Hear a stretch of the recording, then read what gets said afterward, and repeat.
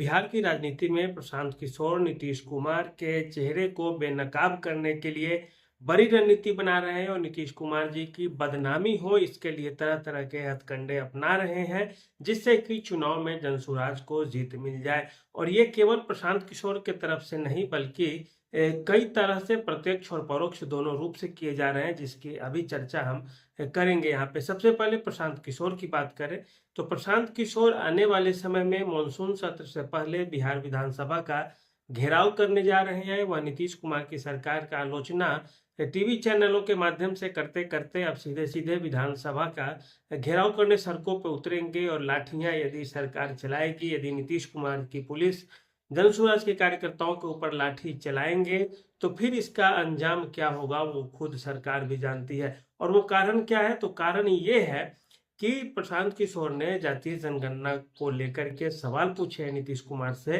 कि जातीय जनगणना आपने कराया, 400-500 करोड़ खर्च कराया राज्य के कोष से, आम जनता का पैसा खर्च हुआ, उससे फायदे क्या क्या मिले हैं वो नीतीश कुमार जरा बता दें। फायदा में ये पूछा गया है कि आपने कहा था कि आरक्षण की सीमा को हम बढ़ाएंगे जातीय जनगणना के बाद, जिस जाति की संख्या जितनी होगी उसे उतना ज्यादा आरक्षण दिया जाएगा।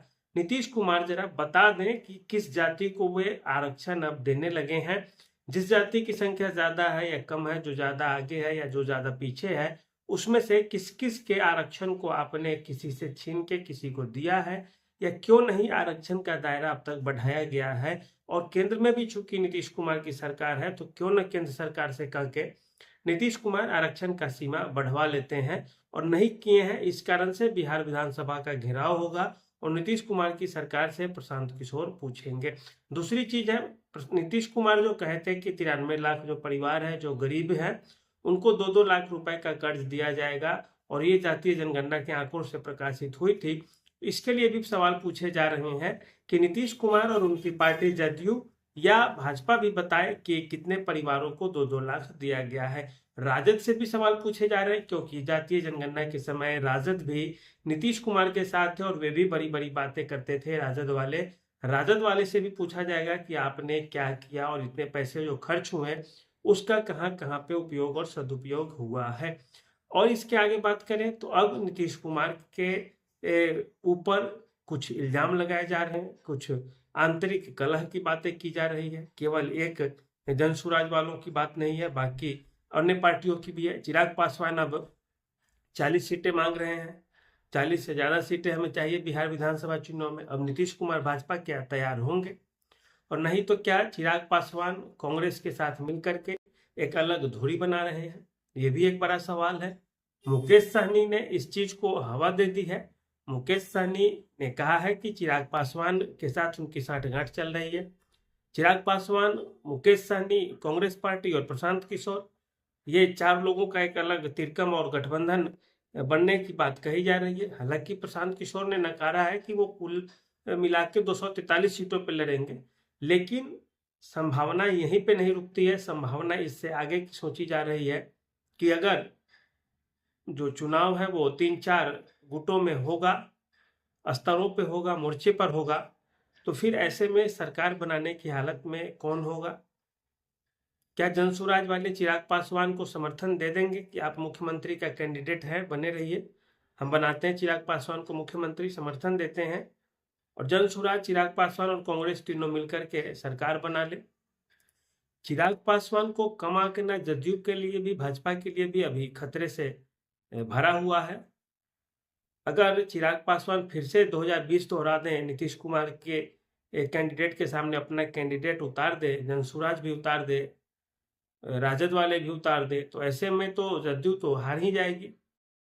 और जदयू का पिछली बार जो 45 सीट था वो इस बार 18-19 सीट पे आ जाएगा। ऐसे में भाजपा कुछ भी कर लेगी, बिहार में 70-75 से ज्यादा सीटें नहीं जीत सकती। कुछ भी करने के बाद ऐसे में अभी जो स्थिति है वैसे तो 35-40 सीट जीत जाए बहुत बड़ी बात है। ऐसे में क्योंकि अगर मोर्चा खुलेगा तो ऐसा तो है नहीं कि राजद साफ हो जाएगी या जनसुराज साफ होगी या जदयू साफ होगी या भाजपा। वोट बटेंगे चारों तरफ, हर जगह लोग अपनी जाति को तवज्जो देंगे, क्योंकि बिहार में जाति को तवज्जो दिया ही जाएगा अंतोगत्वा।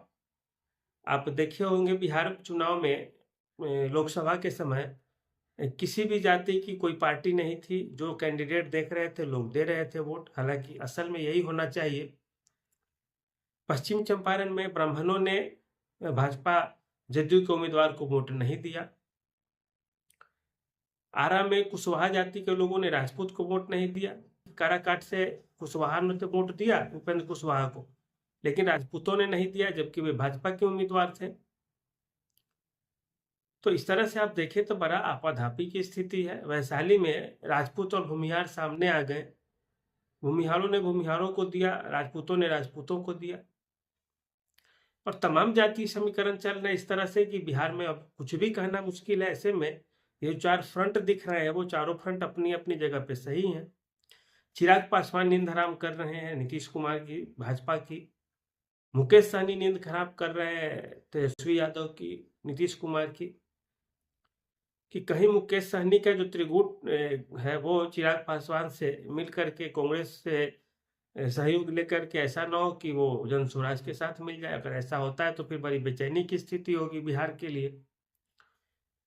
उसके बाद भाजपा के लिए ललन सिंह अभी प्रमुख हो गए हैं, हर मंच से देख सकते हैं ललन सिंह। आज मधुबनी में ललन सिंह जबरदस्त भाषण दिए, हालांकि वो अभी थोड़ा उम्र कम है और वक्ता बड़े अच्छे हैं ललन सिंह। सीधे प्रधानमंत्री को कहते हैं कि आपके साथ पूरा देश खड़ा है, बिहार खड़ा है, आप आतंकी घटनाओं के खिलाफ एक्शन लीजिए, कोई दो राय नहीं है। लेकिन उधर हम अभी नहीं जाना चाहेंगे। अब इधर ही बता दें कि राजद तो पहले से ही रोटी सेक रही है नीतीश कुमार के विरोध में। चाहती है कि या तो नीतीश कुमार मेरे साथ आ जाए या हम नीतीश कुमार का विरोध करें कि आरक्षण चोर है, आरक्षण विरोधी है। और नीतीश कुमार जो आरक्षण का दायरा बढ़ाने की जो बात किए थे, जो बिगुल फूके थे, वही उनका सत्यानाश करा रहा है अब धीरे धीरे। जिसको मिल रहा है वो भी नहीं गा रहा है, जिसको नहीं मिल रहा है वो भी नहीं गा रहा है। और वादा कर दिए थे कि हम आपको ये देंगे, आपको ये देंगे, आपको ये देंगे, वो बेचारे को नहीं मिला। तो मोहम्मद बिन तुगलक वाली हाल है कि हम ये देंगे, वेतन देंगे, एक्स्ट्रा है, लड़ाई है, आगे चल के आप लोग साथ रहो हमारे, ये देंगे वो देंगे, और मिला किसी को कुछ नहीं। फिर पता चला आपस में विद्रोह हो गया।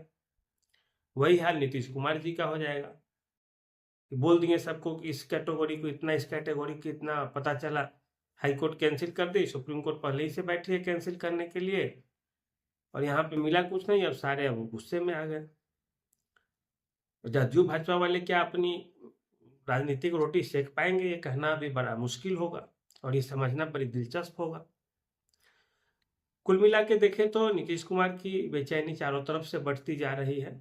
एक अच्छा चीज है, भाजपा की गोद में जदयू बैठी है। मुस्लिम वोट तो नहीं मिलने जा रहा है जदयू को, ये तो तय है। यादव वोट नहीं मिलेगा, ये भी तय है। लेकिन बाकी जो जातियां हैं, बाकी जो समूह है, वो जदयू से यदि दूरी बनाई तो फिर जदयू के साथ साथ भाजपा का भी सत्यानाश हो जाएगा। और एज इट इज रहा तो थोड़ा बहुत फायदा रहेगा जदयू को और भाजपा को भी।